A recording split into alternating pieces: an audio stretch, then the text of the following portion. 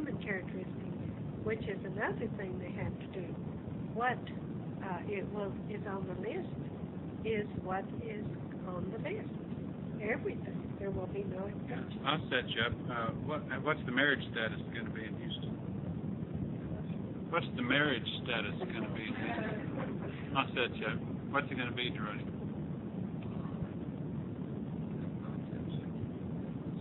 Marriage?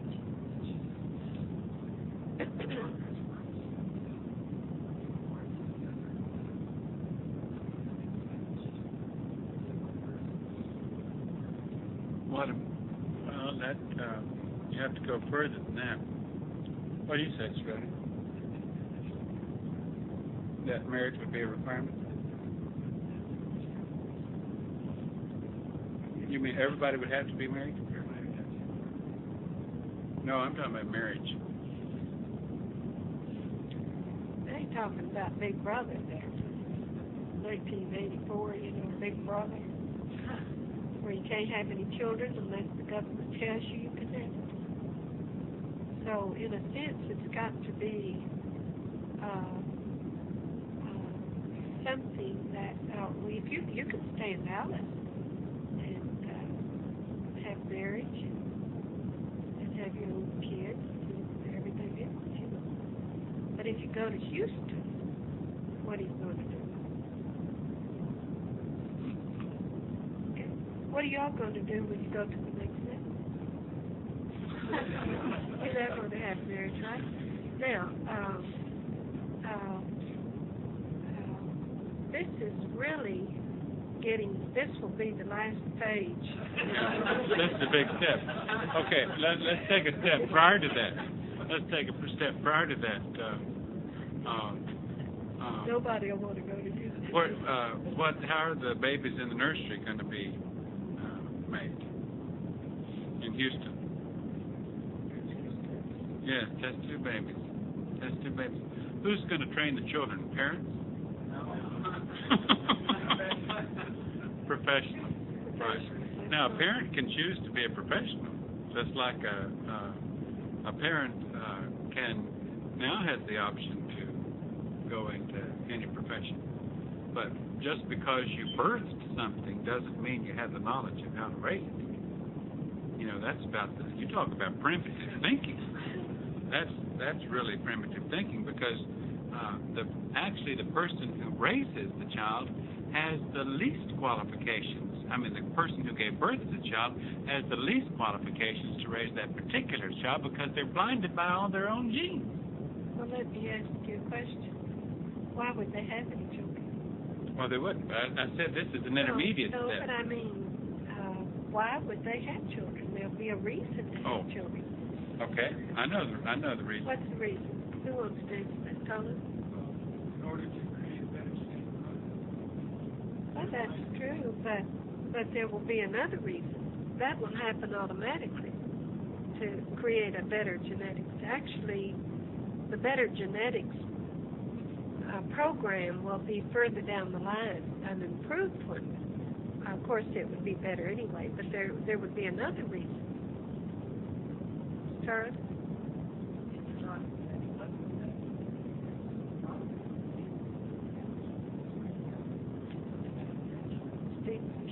Now, wait a minute. Now, you're getting in the hot water there, because, I'm acting like a human, and I'm saying, wait a minute. Because, in a sense, they've got to believe, they've got to know that the fact is that's how they live on. Yes, that they've got to know that that you live on in two ways. That I live on with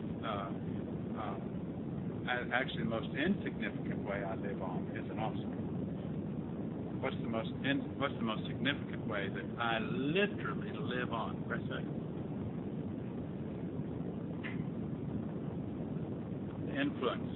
The influence I have on the life of others. That actually, if it is the mind which lives on, which they're calling the soul, and you buy something I say, then a chunk of me lives on in you. Is that not true? If you buy it and you keep it, then I have given it to you, and it's living on when I die. And that's literal. They now think of that as some kind of spiritual idea or something. Do you follow what we're saying? And yet it's the literal truth. Let me throw something out at you, okay? Now we've touched on behavior and what people have to do, but how are they going to live? I mean, we've said that people can't do something for monetary reasons. In other words, we're going to tell them what they're going to do, but how are they going to exist? The next level is you're going to take care of them in Houston. So, in a sense, what would be the method of taking care of themselves? What kind of conduct would they have? Start running.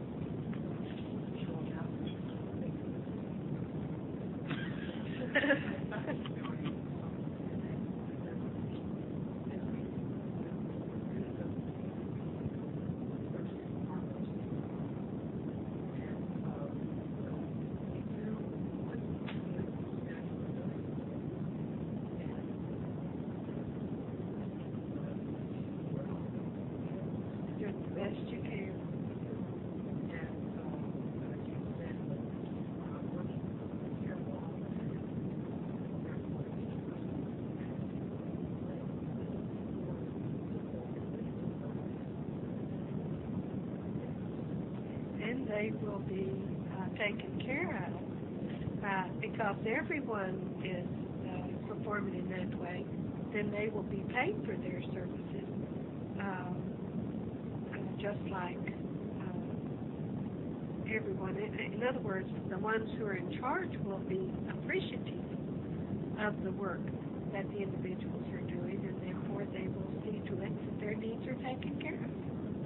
Well, one kink that has really gotten rotten is when you're paid to do nothing. That has really turned things upside down. Where a farmer is paid to not produce, or where, that's the truth, they are paid to not produce, where actually people are paid to, where they don't have to exert any effort. All they have to do is get a few people to sign a piece of paper saying they went and looked for a job and one wasn't available, and they get paid. They have learned the trick of living that way and choose to live that way. They don't get to go to Houston. Those people don't get to go to Houston. No, they don't get to go.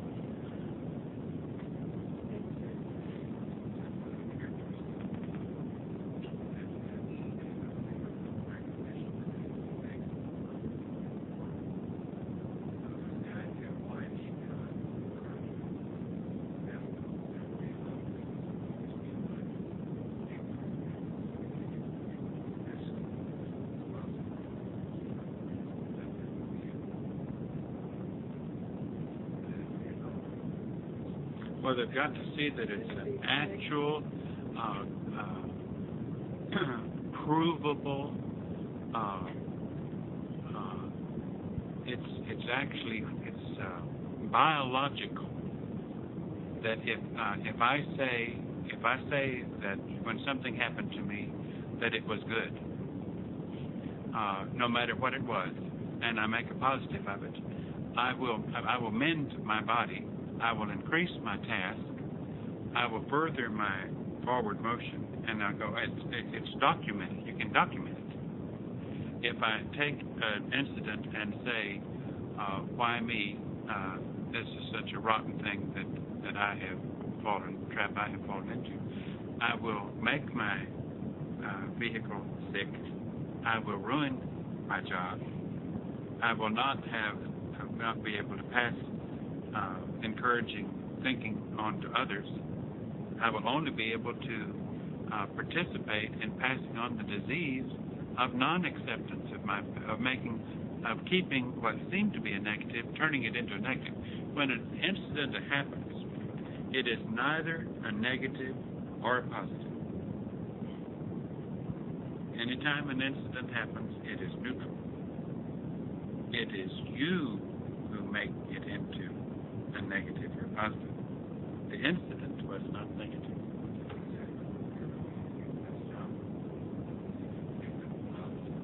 That's right.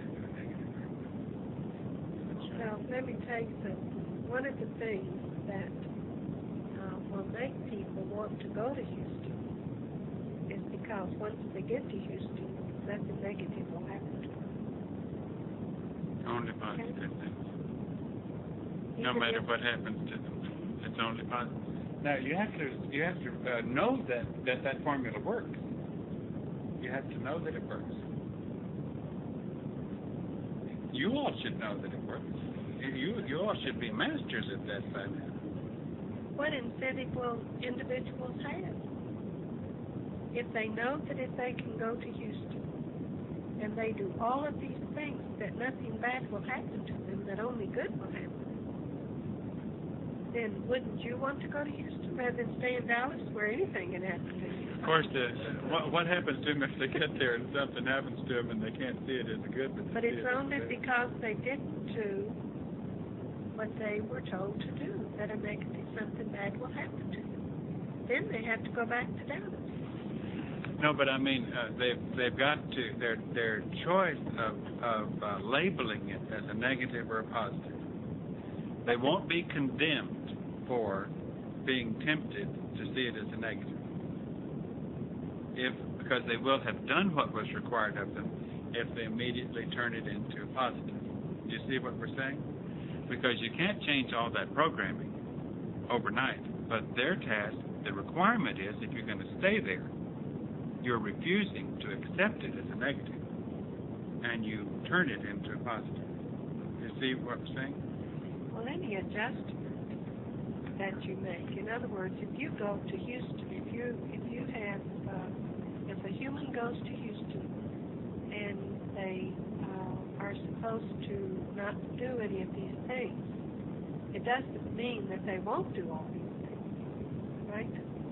Because any more than your desire to do everything that's right, you're not capable of doing everything that's right. Because of the influences will still be there in Houston to try to change them and get them all back into Dallas. That's right. Houston's not pure. In other words, it's going to be a battle there, but if the human has a strong desire to do these things good, just like you, then they will make progress because they will have help. They will have the knowledge to try to do what's right. Can you follow that? And in a sense, a human, if they know that something works, they will try to do it better. They will have more of an incentive to do it than if they didn't know it worked. Actually, the forces that are working on you, we can't use you as a good example because what happens to you, in a sense, is happening to you because you need to be strengthened. As a negative thing happens and you're overcoming that negative thing, your mind comes in to fight off the negativism. In other words, your task is to get your mind into your vehicle, get control of the vehicle, right? The humans in Houston, that won't be their task. So in a sense, the negativism won't hit them as badly as it would. The big guys of the lower forces won't be attacking them like they attack you. Right. They attack you because you're already big guys. You know that? Your minds are big guys. Do you follow you that? all realize that? Your they minds are big already guys. see. And the only reason these big guys attack you is because of who you are and because of where you came from. Now, that's the truth. They would have no reason to attack the humans. Something you've got to remember, when you came in close and the next level came in close and you came to do this task, did the next level bring fertilizer or goodness? What's the answer? Fertilizer. Part of your job in working against the forces is to translate that into goodness. Next level didn't bring anything but fertilizer. And if I've got these two beds, like we started our discussion tonight, full of plants. And I had everything from weeds to orchids in the same box. And I dumped fertilizer on them. Which is going to grow the fastest? Weeds. Weeds. Now, and you think when you look out there in the world, you say, I thought the next level was in Tulsa, but the world's getting so more and more rotten at such an accelerated pace. Isn't that true? Because the next level brought fertilizer. It's your task to do all you can in turning that fertilizer into goodness. That's why we have a responsibility on depositing the thoughts here for the future.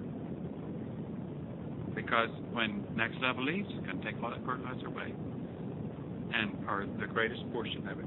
And then the seeds that have been planted to translate that into goodness is going to determine to a large degree what's going to happen after that departure. Do you follow that?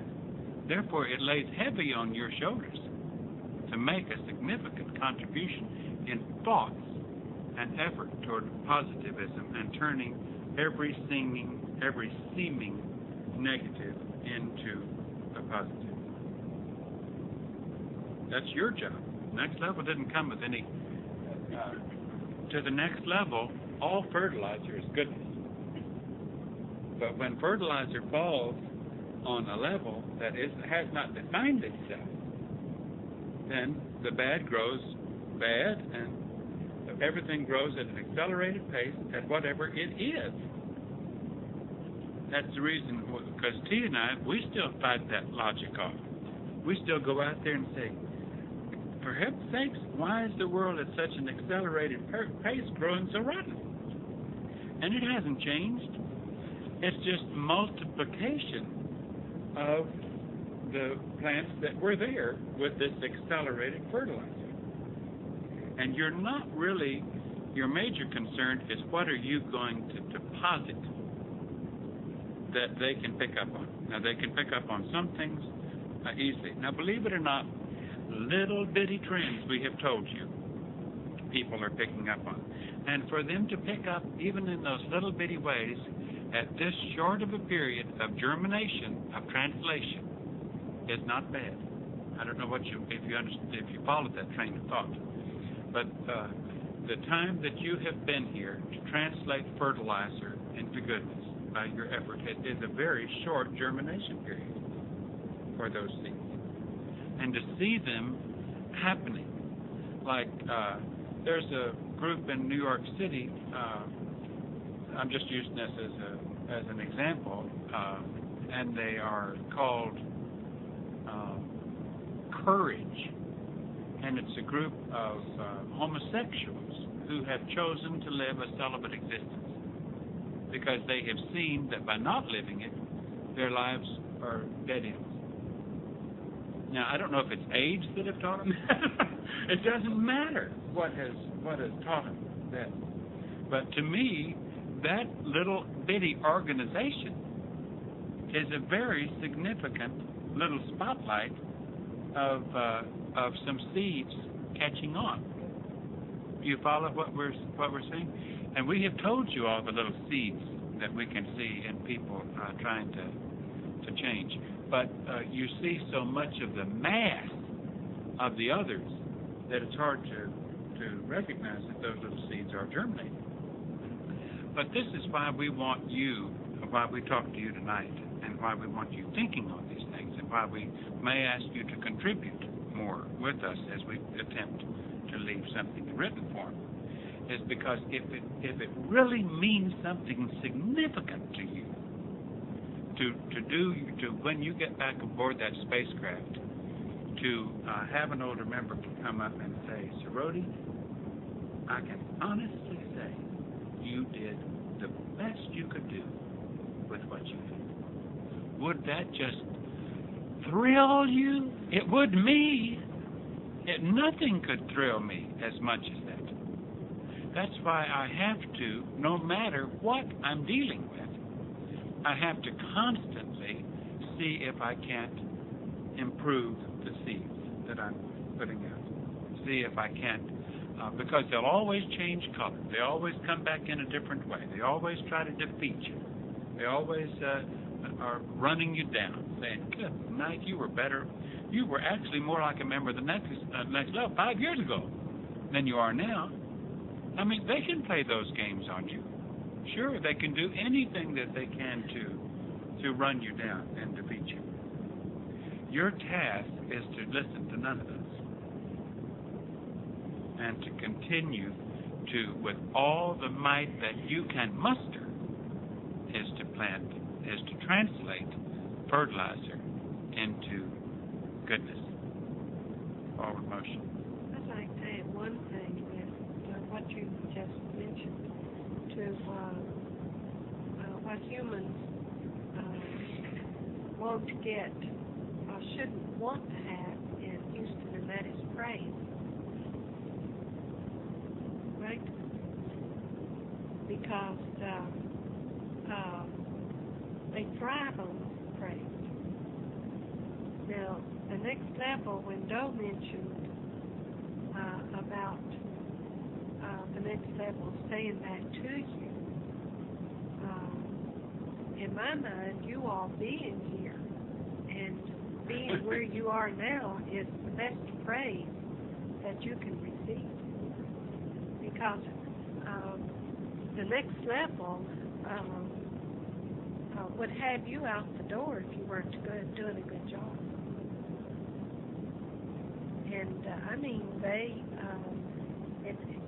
if you were just a doorknob or a piece of furniture, you wouldn't be sitting here at this time, participating in this kind of task. Now, in a sense, I'm giving you praise right now, but this is the extent of the praise that you will ever receive from the next level. Right. To be able to be given a job, a task, and to be able to continue with it, and even if you're taken off of the task, is a praise. Because they took you off in order for you to learn how to do the task better. Or to learn something you needed to learn. That's right. And then, later, you will have an opportunity to get back on that task, because that's the way they work. Whether it's the same task or one that is similar. I've got to throw in here that you all still measure tasks by physical, and that's the wrong measurement. You measure task by, like, how many tasks do I have? Am I on the herb lab and the ember lab? That's not the way you measure tasks. You don't measure tasks by the number of tasks, or you don't measure tasks because you may be given one magnificent task, and that is to have no tasks. And then you would have the task of what do I do with no tasks? Give up? Turn rotten? Go sour? Or do I realize that the only reason I have no tasks is because I have a very significant task of learning what I am to learn from this experience of having no obvious task. The obvious task is insignificant. It's what you do with or without this or that task. Those are the significant tasks. The actual assigned task of this and that is not nearly as significant as what I do with that task or without that task. Or do I start adding up, thinking I carry marks in favor of me by the more tasks that I have? That's you can't go to Houston thinking that way. And you can't get back to the next level. Now, I didn't mean to imply that Shiroti would go on the spacecraft and look for recognition or expect any praise. But I knew that in his heart, if just the glance of an older member was just a glance that glance told, you spent your time well, or a glance that merely said, we weren't wrong in sending you. Well, you see what we're saying? You made it back. You know, that is praise in itself. That's right. And made it back, and in doing the task that you were sent to do. Do you understand that? In other words, they don't have to pick you up off in Las Vegas and say, No, made it back. Wait It's still a still a member of the crew. Still a member of the crew. You were separated as you were sent, and part of your task was to come together as a crew. Part of your task wasn't to break up before you left. well, Do you follow what we're saying? But you, in a sense, you made it back as a member of the crew. Because there is a definite weakness that occurred with some who were not to be returning with the crew. But that doesn't mean they're going to be punished.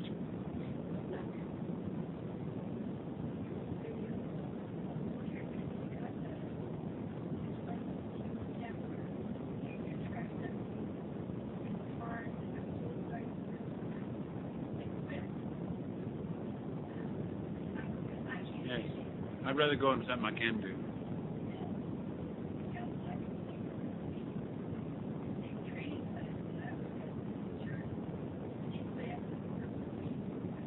took too much effort, right?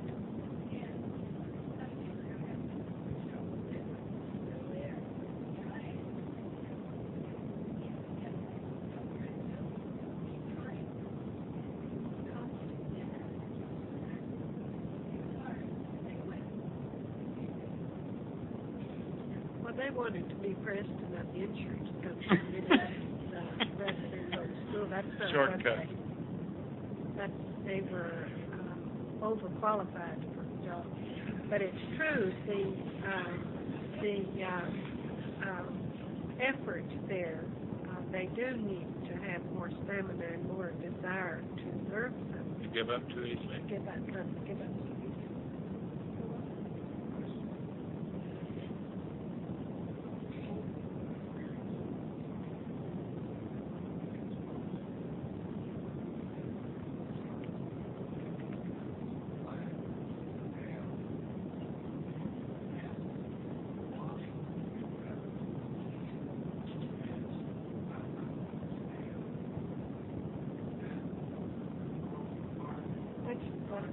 That's the first.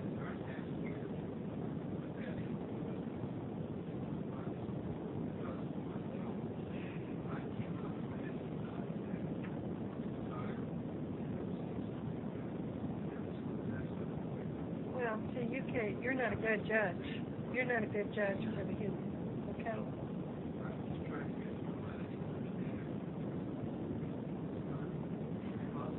No. Natural. Not natural. It's, don't judge them by you, okay? Because you don't, you're not in the same category as they are. But this is what Doe was talking about. When the fertilizer was put out, the weeds grew very fast. You probably see more weeds than you do actual products. Believe it or not, there are some individuals who are striving in some ways to have good characteristics so they can go to Houston. But they're still limited to their knowledge simply because they think that their motive in doing certain things is to be rewarded in a monetary way or in a different way than what they know. I mean, they only have to be rewarded in the way that they know how to be rewarded. They don't know that there's another reason for doing all these things. In other words, the purpose of leaving something like this behind isn't to make a better Houston and a worse Dallas. It's to make people be aware that there is a better world ahead. It isn't going to be bad, but there will be a lot of weeds pulled out of the garden. It can't go on with so much negativism. Everyone has the opportunity to become a good student and not a weed. some may be pretty hard to become a Petunian because they're such an awful looking weed. I don't mean looks, I mean their characteristics and everything like that. And so in a sense, they may be too far gone to become a Houstonian. And but it doesn't mean that I don't think, I don't really know if this to be a fact, but it doesn't mean that if they want to be a Houstonian, but they don't have all the qualifications, it doesn't mean that in their genes a little bit of a Houstonian won't be growing in their genes, like a little seed, you know? Yeah. And in the future they might have offspring or some of their genes may end up in Houston. If they wanted to If be. they want to. If they wanted to be. But it isn't that cut and dried, I don't think. But what we want to do is leave something for humans to look forward to in order to work toward, not to think that, oh, well, I might as well get high on drugs and have as much sex as I want to, and why do anything good? Because we're going to be destroyed by an atomic bomb anyway. You know, what does it matter? And this is the attitude. Way back in the 40s, I used to, when World War II was going on, this vehicle used to hear, oh, be happy and drink, what is it? Eat, drink, and be merry because tomorrow we might be all destroyed by the bomb, you know. Atomic bomb wasn't even invented then, but that's just a war. And so people were beginning to say then, live it up. Of course, their living it up was a different level than the way they live it up today because you didn't have as much drugs, you didn't have as much sex. People were a little bit more restrained than what they are now, and restrained than what they are now. And but even still, they felt like they would not live to have grandchildren because of the way the world was at that time. And now the kids nowadays say, why do I want to be any better? Russia and United States can get together and blow us all to kingdom come. And, in other words, the story is the same. Socrates said way back when he was alive that children have no respect for their elders. They don't stand up and give somebody a seat. They don't want to learn. This was in the paper just the day before yesterday. But the thing of it is, the strength of the weeds, the bad characteristics, are stronger now than they ever have been, unfortunately. The weeds, the characteristics that the weeds have are stronger than what they ever have been. And therefore, the negative is ruling, or it's trying to rule. It thinks it's going to rule. But we have the opportunity to leave something here for the petunias to begin to learn and to do and to become and to multiply and to get rid of the negativism. So you can't stop thinking about what we have been talking about all evening. You've got to keep thinking, what characteristic do the Houstonians need in order to rid the world of this negativism? Because if it works in Houston, it will work everywhere else. Can you all understand that? So, I don't know if we need to call this to a stop, but I think good. I want to say one more thing about what you were saying is we started out with you notice saying something about selfishness against people being concerned for others. In a sense, the phase of your task that you've been working on has been pretty selfish. If you look at it in the right way, because you've been more concerned with what you had to deal with your vehicle. Even though the vehicle has been a tool for you to send those thoughts out and to learn from the vehicle, the difficulty of your vehicle has been a tool for you to learn from and to send those thoughts out. But when we're telling you now to continue to concentrate on the things that we have talked about, is to begin to be a little bit less selfish in your task. A little bit less focused just on your own problem. Because isn't the fellow selfish who says, my problem is I got to make enough bucks to pay for that new house and new car and so forth, that I don't want to worry about you all. I've got my problems to deal with.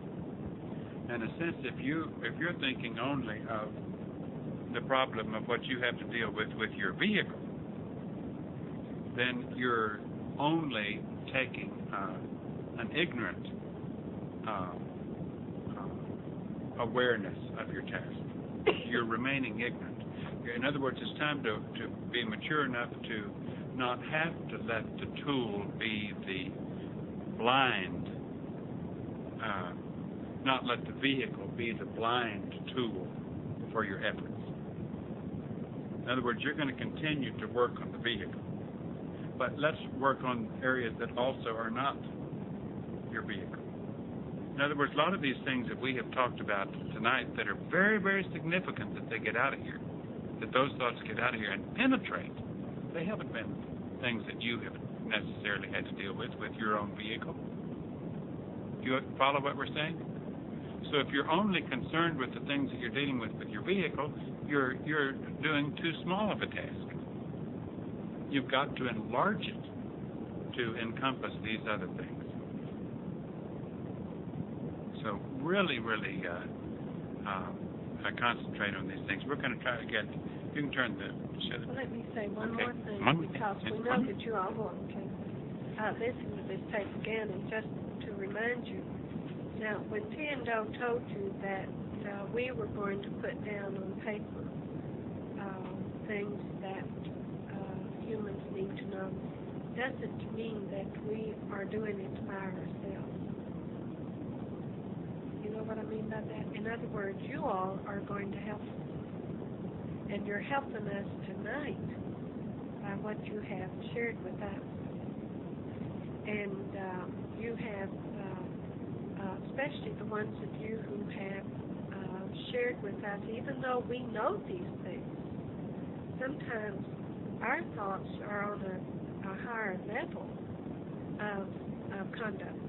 Almost out of reach of practical application. Right.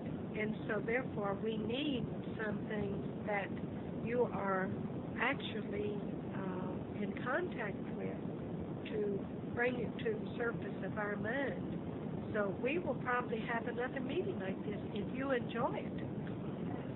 And so in the meantime, you all think about what we can do to put down on paper. Don't just drop it right now and think that that's the end of it.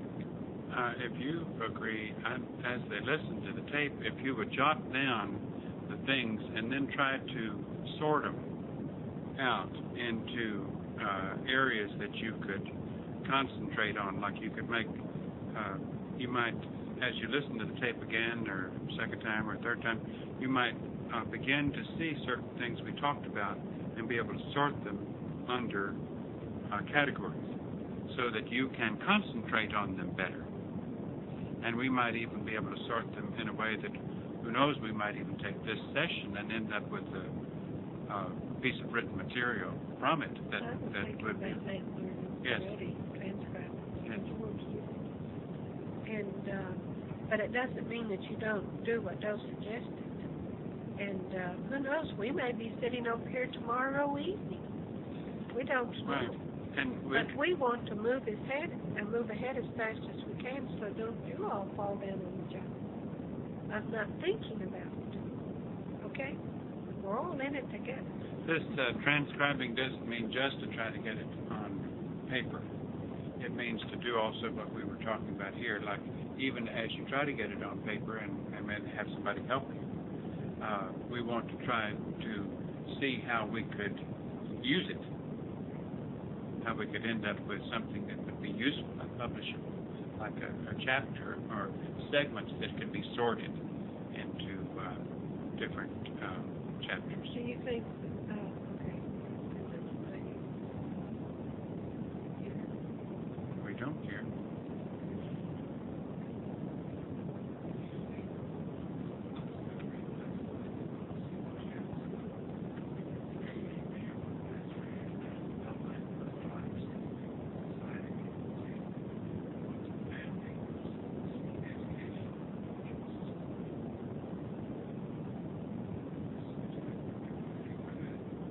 Well, we're trying to close up, but that penal system has really bugged us, because for people in high places to not see that someone wouldn't kill somebody else if they weren't sick. I mean, they couldn't possibly be well. And to think in such primitive terms as to say, he's not sick, punish him. Make an example of him. Kill him. Now, what kind of example are you making when you're doing to him what he did to the... You see? And that doesn't make any sense. He was... you killed somebody. That's so bad, I'm going to kill you. Does that make any sense? And you talk about primitive things. Instead of saying, goodness, this is a delicate package of genes that have really gone awry, or they wouldn't have ended up with an individual so confused that the only out he had was to go murder somebody. Did you all watch that TV show yesterday? What was it, 2020? Huh? Y'all watch 2020? I guess I don't know what time it came on, but they had, I think it was 2020, where they had these over in China. Maybe it was the news. No, I think it was the whole show. Just talking to myself. Where they had these, over in China, they had these young boys who have, if they're not, they don't want to go to school and study, and if they feel things, if they're showing characteristics of being an individual that won't be They're rebelling. Acceptable to society, then they send them to a reform school. But it isn't really a reform school. The first stage. The first stage. They have teachers, and they teach them how they go to school, and they teach them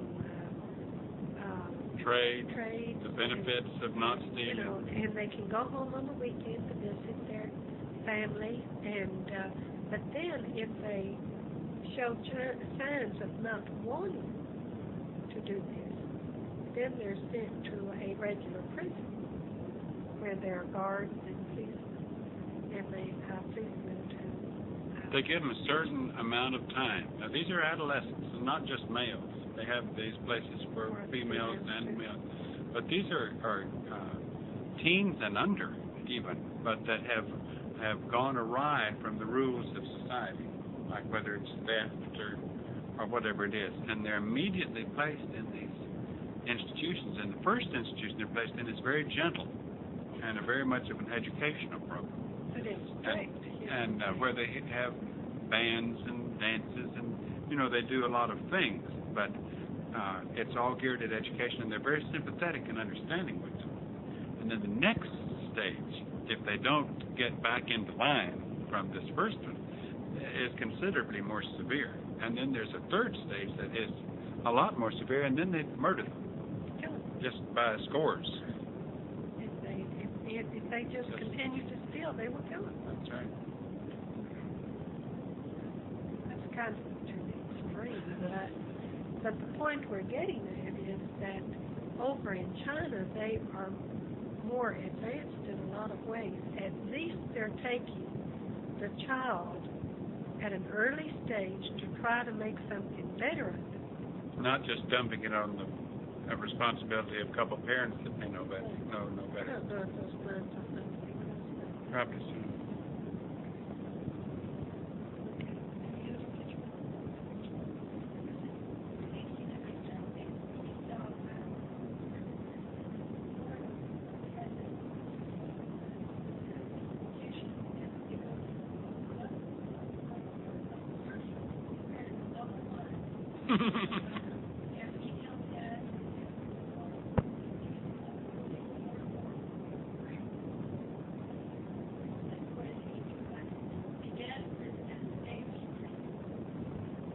That's the right way. Prison alone is bad enough. Then to have a guard that will beat you up. In other words, make it worse for you, like Reagan is implying in my mind to be meaner to the prisoner. Yes, he wants to make punishment more severe. Being in prison alone is severe enough, but they ought to take that opportunity when they're in jail to teach them something. When this vehicle,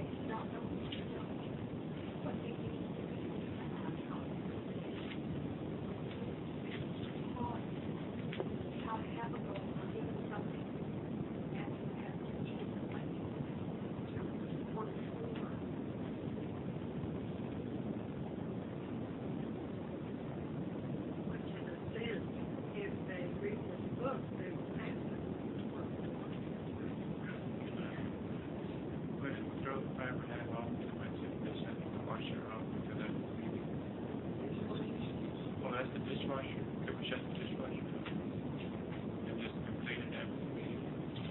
That's the best thing.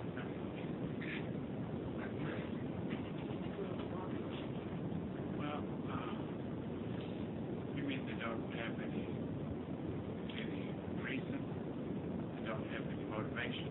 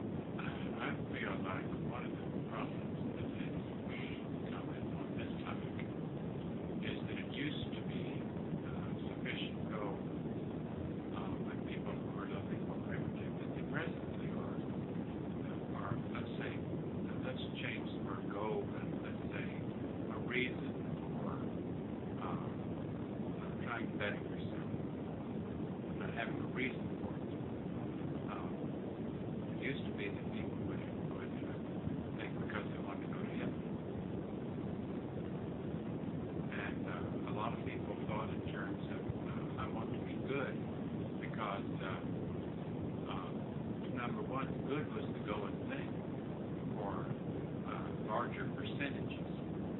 And in other words, if I don't conduct myself in a polite way and in a good way and try to be helpful to others, then I'm not going to be liked by my grandmother, and I'm not going to be liked by my brothers and sisters or my mother, and I'm sure not going to be liked by the preacher. In other words, because for a long time, goodness was a trend.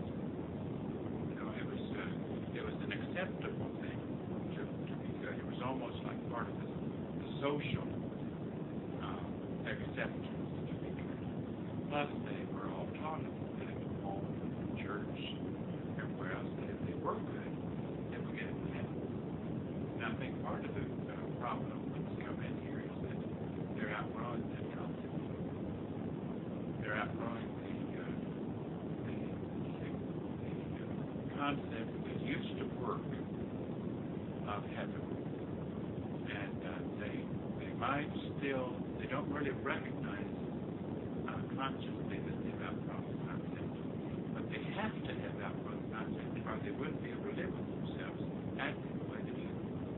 In other words, they will go to church on Sunday, maybe some of them, and they will honestly think that they're sincere while they're in church. Because while you're church, it's the going thing to go with the righteous concept. But they walk out of the church, and it's kind of like that's a door they kind of close, and it's a separate thing. And they go about their life the other 6 days of the week, or except for that hour or two that they were in church. And if they're not close to people where those people require that their concept be good, then they see no reason to be good to them. Because they just can't buy that goodness that's going to get you to heaven. Because all that they see is that goodness has got them all buried, no matter what they could or bad. And a lot of people who tried to be good got squashed on by the people who didn't care.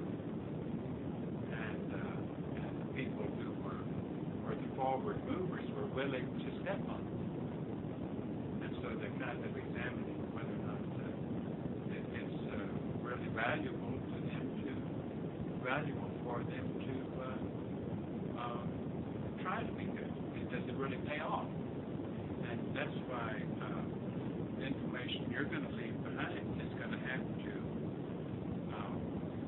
eventually reach their logic of saying that this kind of change in your conduct will, on a stepwise progression, lead to biological and chemical and attitude, which are all the same thing, just different words, that change that will eventually lead you into another place, which is the real. It's not another place, but, well, it's another place, but it's not another place like, Cloud 9 after the body gets spiritual. But I know that the brain in this vehicle, if it were going to buy what you would leave behind, it would have to see that what you had as an end result was worth my changing my conduct. That it was, that the value would be there. Because people, you can say, stop smoking because it's bad for your health, and other people don't like it. And they say, well, I'll go find people who do like it. And if you don't like it, then you just leave my company when I'm smoking. Because if I want to smoke, and they would apply that same philosophy to about any kind of conduct. Well, I don't want to talk more here. As far as goals go,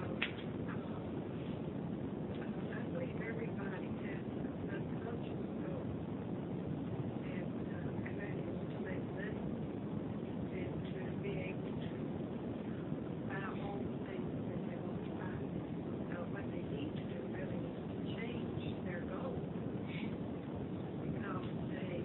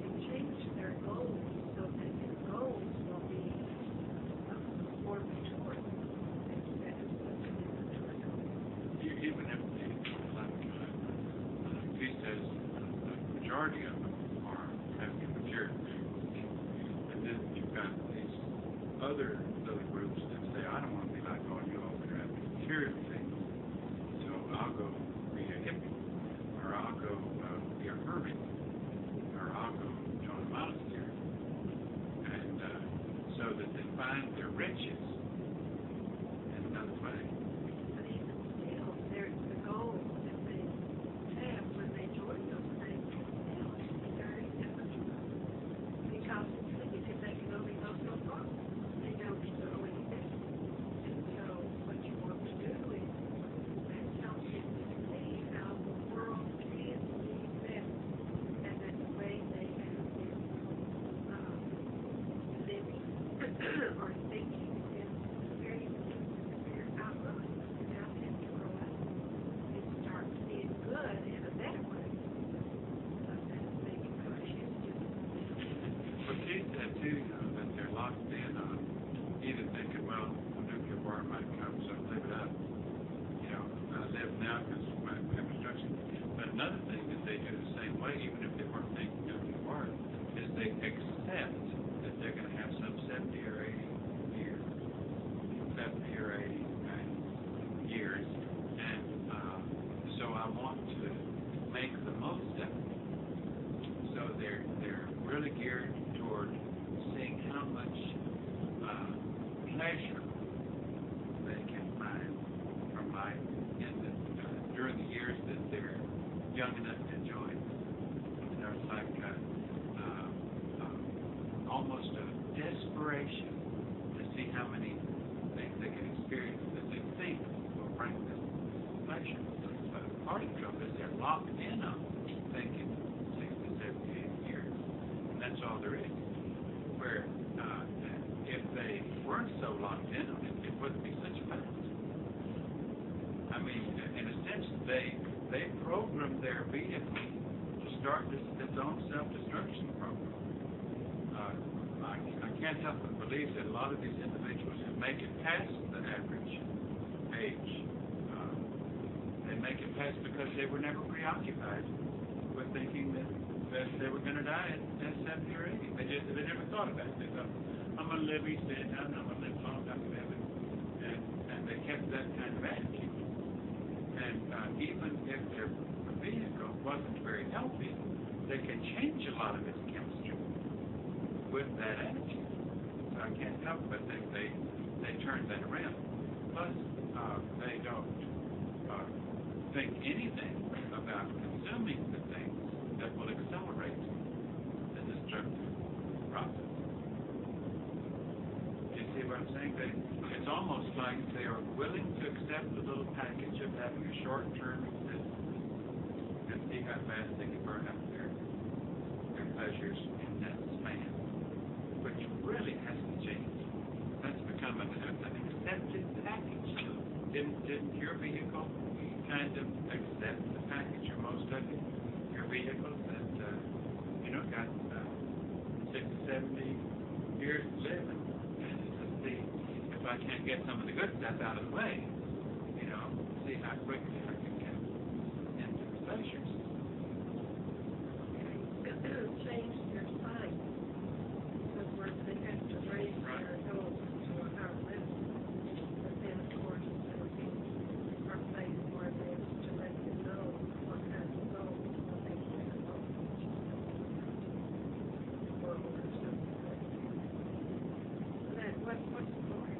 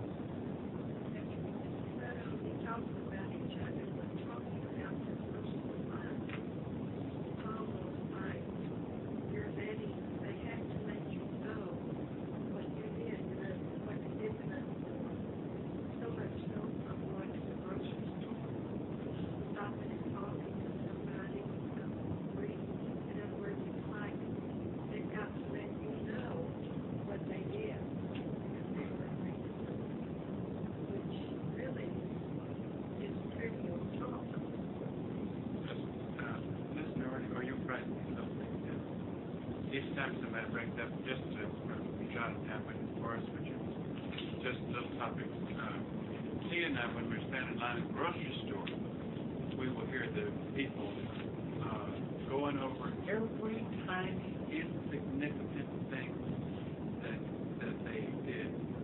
It's a wonder they don't even say how many strokes with the toothbrush they had. I had that mark because most of the topics they cover are just about as significant as that.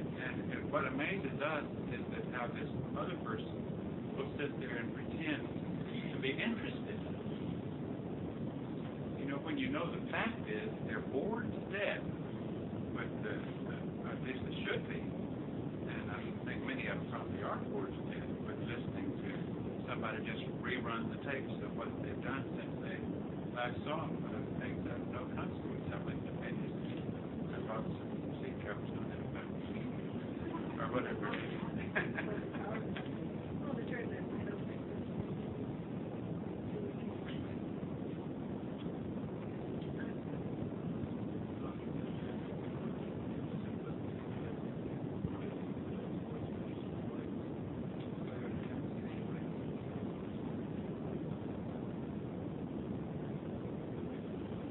Okay. They might give copies. Yes, I think it's very much picking up the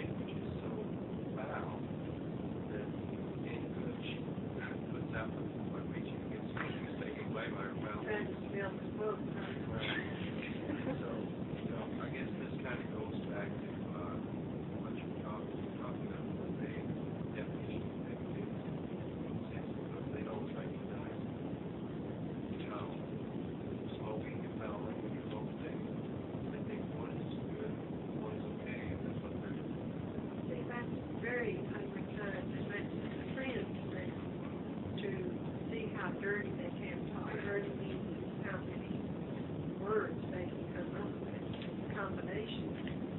And that's one thing that would have to go on to foul language.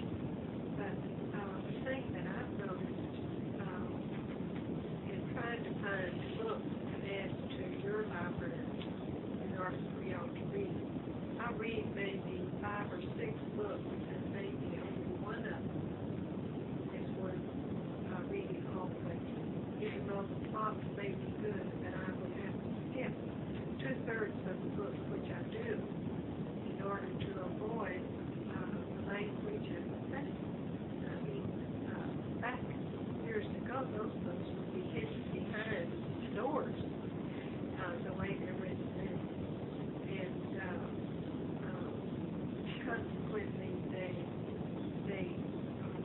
we would be feeding your computers wrong knowledge if we put that in your library, because I read a few pages of it, skip over it, and read some more, and I keep thinking, well, maybe if we tear these pages out and mark them up or something, and we'll get to the plot.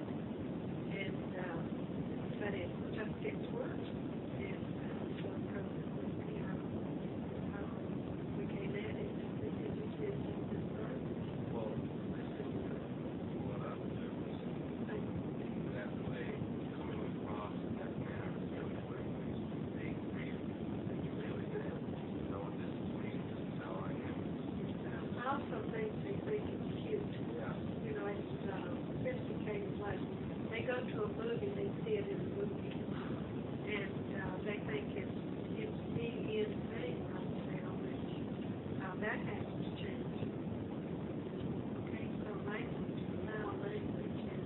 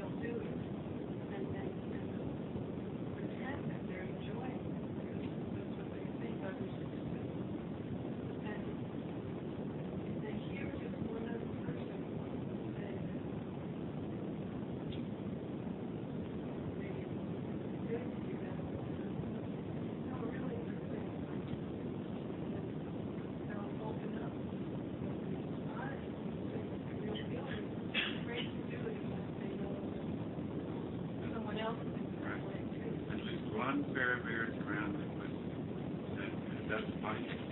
Otherwise, they're afraid they'll be outcast. They say they don't like it. But then you don't know if they're just going along with that person. You know, Because they want to be seen as good. right. So you don't know really being honest, so it's been, They want to be whatever the people they're with want them to be. they haven't really taken the time to examine who they really are and what they really want. They really want to be kind of like angels.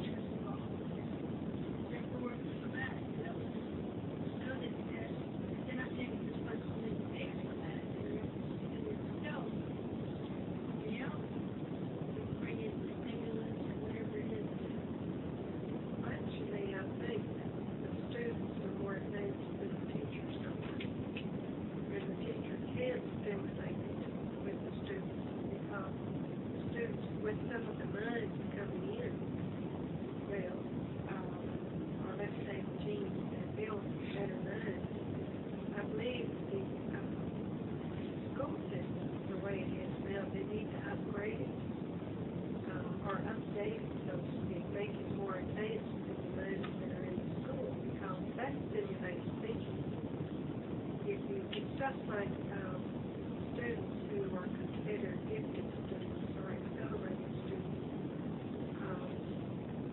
they take them and put them in a different, separate class from the regular students, and they may give that accelerated student more advanced classwork, which stimulates their thinking, but yet the student who is an average student could be stimulated also in a better way. Actually, another school system that needs to go totally, because I think it brings nothing but bad characteristics, and a whole new system has to be designed, whether it's correspondence things, you know, where they set it up for students do their schoolwork at home, and some system where they do it by mail or by television or something. I don't feel like students need to be grouped together in a group, because it breeds all kinds of inferiority complex. And the primary concern when you're in school is not the studies.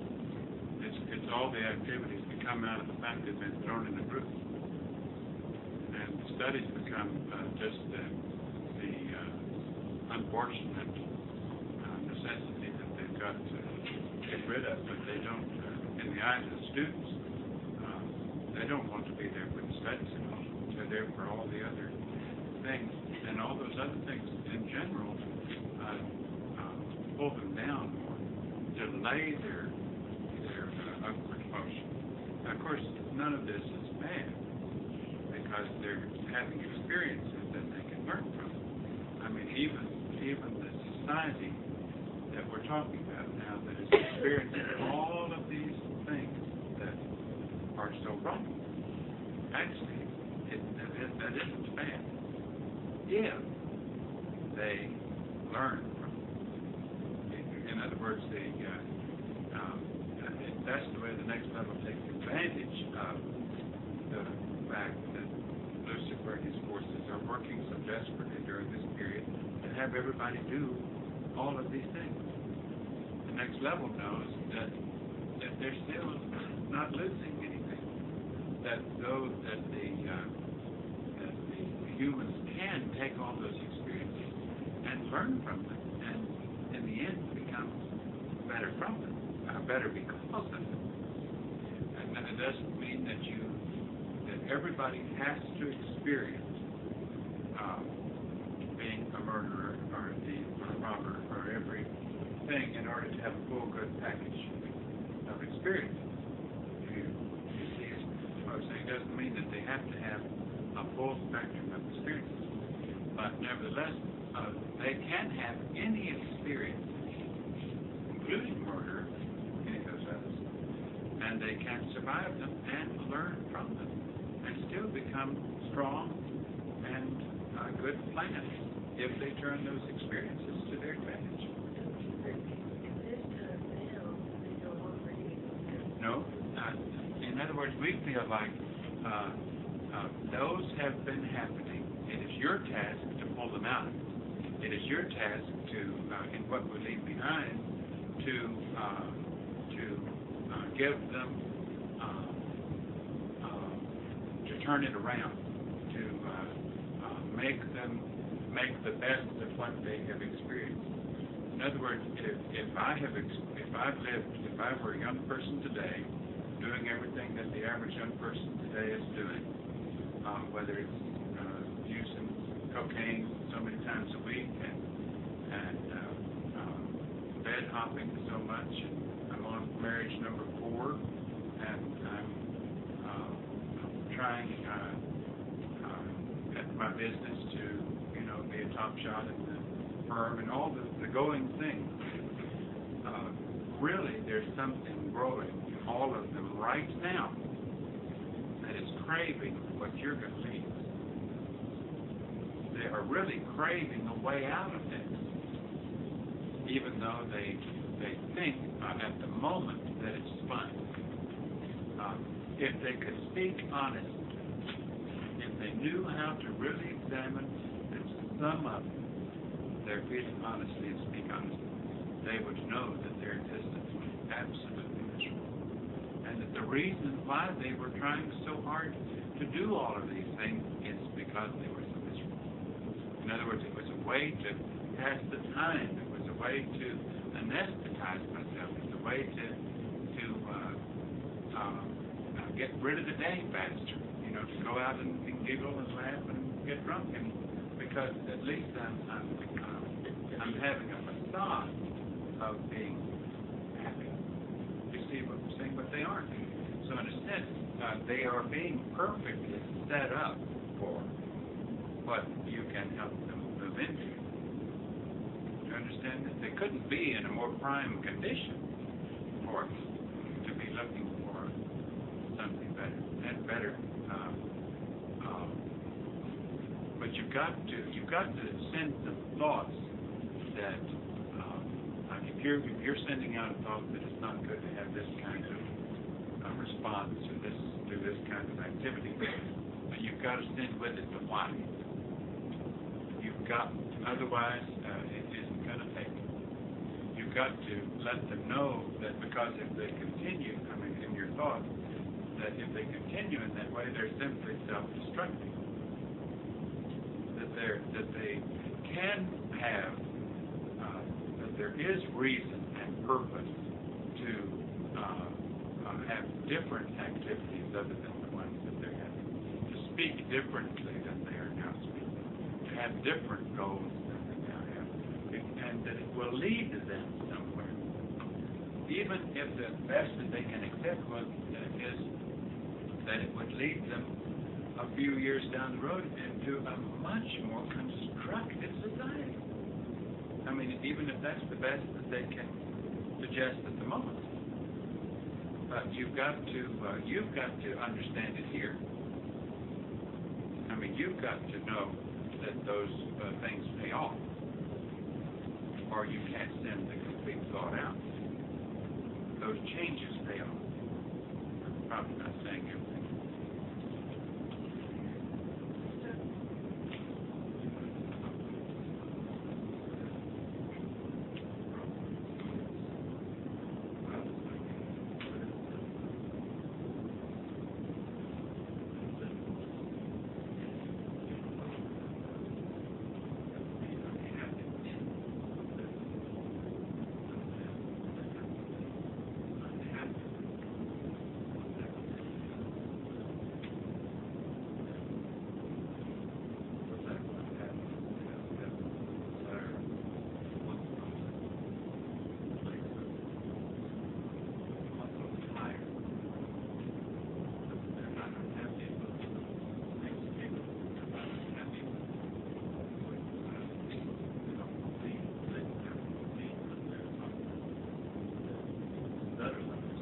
won't improve it if they don't see that it's missing something. It's really very, very sad.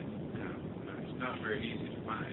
But if you could find a person that was genuinely happy, he would be a very sad person, even though he would appear to be a very happy person. But in your eyes, he would be a very sad person, because his sights would have to be so low as to have found content in what he's doing. You see, you would see him as a very sad individual. If he's genuinely happy, now believe it or not, I've never seen anybody. I've seen a lot of people who thought they were happy and who preach every day that, well, life has really been good to me. The Lord has been good to me. I've got a great wife. I've got 3 lovely children. We've got the cars we've always wanted. We've got a nice home. Everything is really great. And most of them are just lying through their teeth because they don't want to have to face the thing. So they would just rather go on saying that everything is great. You know, they don't want to really take the wrong and to go to the effort that it takes to right the wrongs or to see improvement. They don't want the challenge of improvement. A lot of them don't. They'd rather just find a neat little niche where they can coast with the status quo. But they need to raise their sight. That's right. But it's only because they don't know anything that they feel like when they reach where Al was talking about, when they reach that place, it's happy. you know, It really is happy. no. Like I said, they're probably very sad because they think they should be happy. This thing that we've told you so many times of how awful it was that genes that created missionaries, preachers and all, that they got so locked in on that idea that Jesus did it for them, because that really permits you total laziness. It really permits you to just do very little in improvement. The funny thing is, we have told you that they had to do it, that Jesus didn't do it for them. But you know what's funny? Is he did do it for them. But that doesn't mean they don't have to do it. Now, that sounds like a paradox, but you are doing it for them now. In other words, you are bearing their burden. I don't know if you have ever realized that you are bearing their burden. By your having to deal with the things that they have to deal with, and you're countering it as you deal with it, with next level thoughts and with forward motion, and the way we have taught you to counter it, you are bearing their burdens in the most real sense that could exist. He and I are bearing their burdens. You are bearing their burdens. You're here to bear their burdens. The only reason you're going to shoot them forward is to bear their burdens. So you don't want to not bear their burden, or you will not be making the contribution to their forward motion that has to be.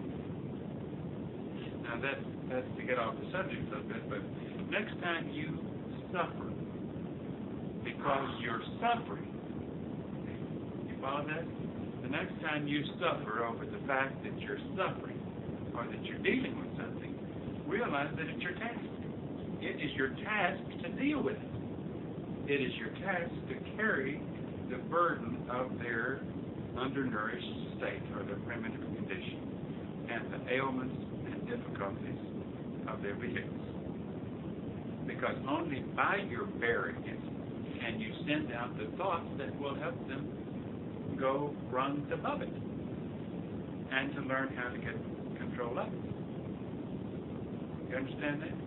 But the awful thing is if you send out thoughts, since I'm bearing your burden, you go on being like you are. You see? Because that's what this other philosophy is. That since he did it, I don't have to do anything.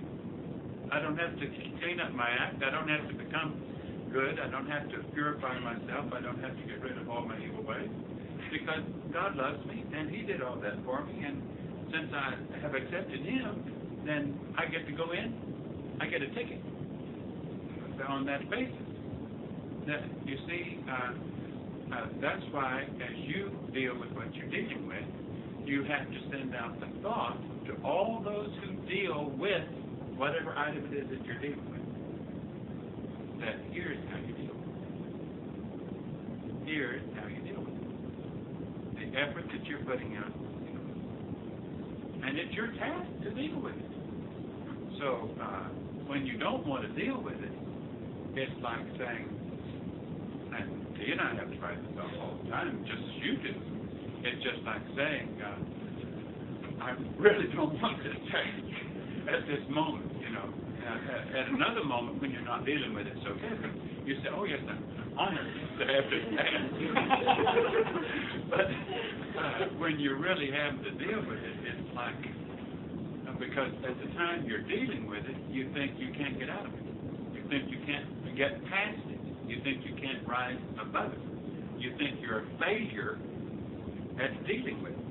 And yet dealing with it is what you're here to do. So you can't be a failure at it.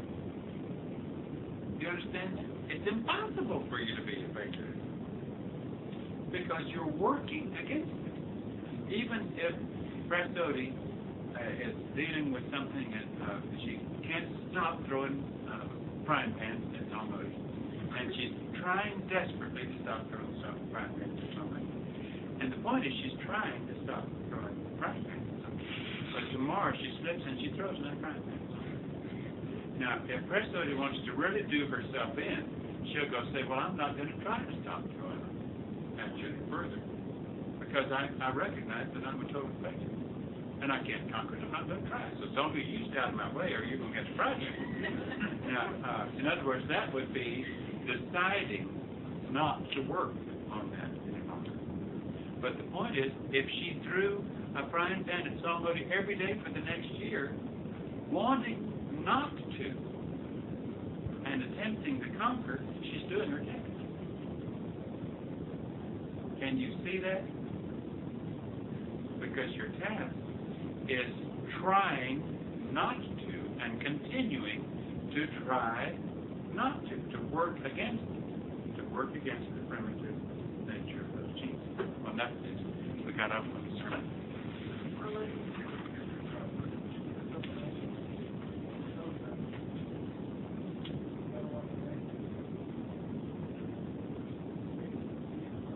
Can you speak a little louder?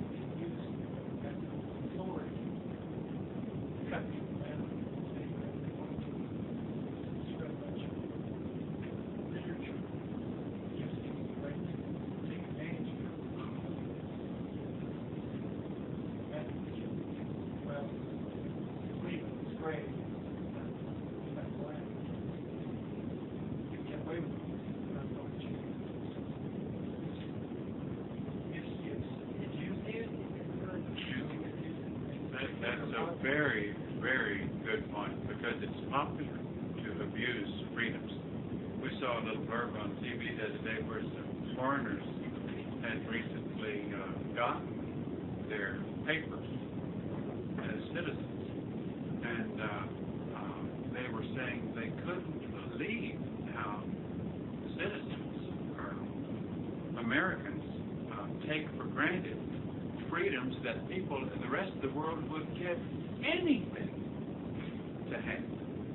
I mean, they would give anything to have. And that the Americans don't appreciate those freedoms at all.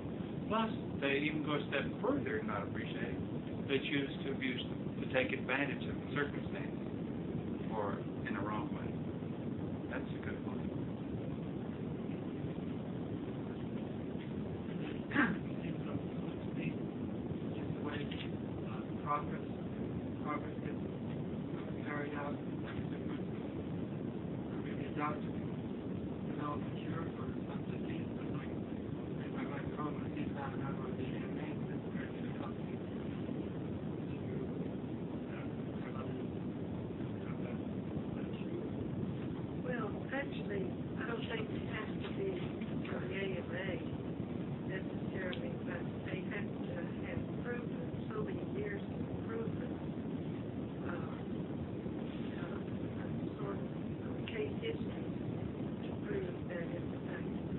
one thing that's good about the medical profession, let's change. Now, it's true they won't listen to quacks, you know, but if they do have, they can go into research